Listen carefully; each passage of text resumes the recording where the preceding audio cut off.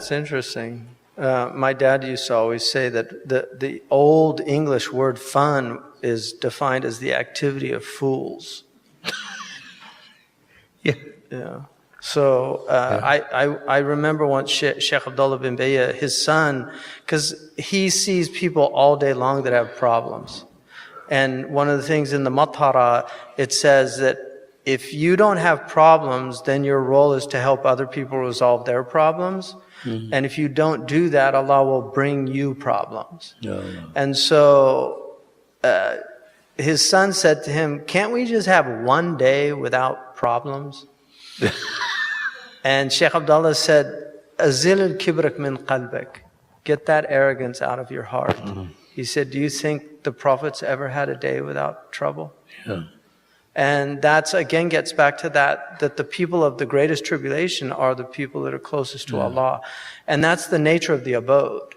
And one of the biggest problems for human beings is not recognizing the nature of the abode. Ibn Atta'illah, he says that the al-faqat, a'yad al-arifin, that calamities and tribulations are the eids of the people that know God. Because they know that that's the nature of the abode. Right. So they take them as opportunities. And the Prophet ﷺ said that none of you's belief will be complete until he sees tribulations as blessings and blessings as tribulations. Yeah. And that's very hard for people to get their heads around, because people want everything to be nice. And that's not the abode we're in. That's the next abode, inshallah, if you acted accordingly here. So I think the biggest problem that we all have is our nafs. You know, that the Prophet ﷺ said, your worst enemy is the nafs that resides between your two sides. And we have the spiritual path is a progressive path.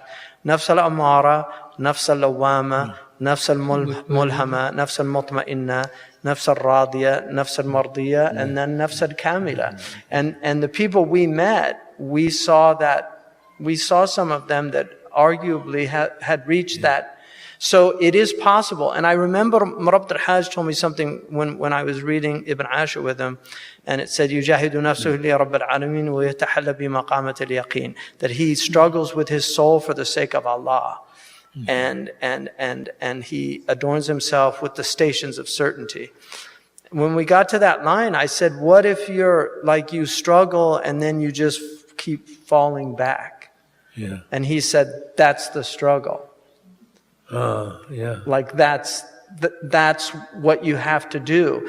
And I was with Sheikh Abdullah bin Bayya. We were in Kuwait in an airport, and this soccer team, one of the professional soccer teams, came in, and one of the soccer players came up to him. He was dressed and looked very, sagely, and he came up and he said, Sheikh, mumkin as'aluk su'al, can I ask a question? He said, go ahead.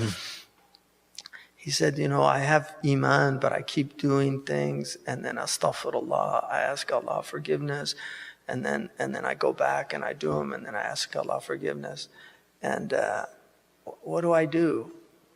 And Sheikh Abdullah just said, istimir, keep going. Keep going? Yeah.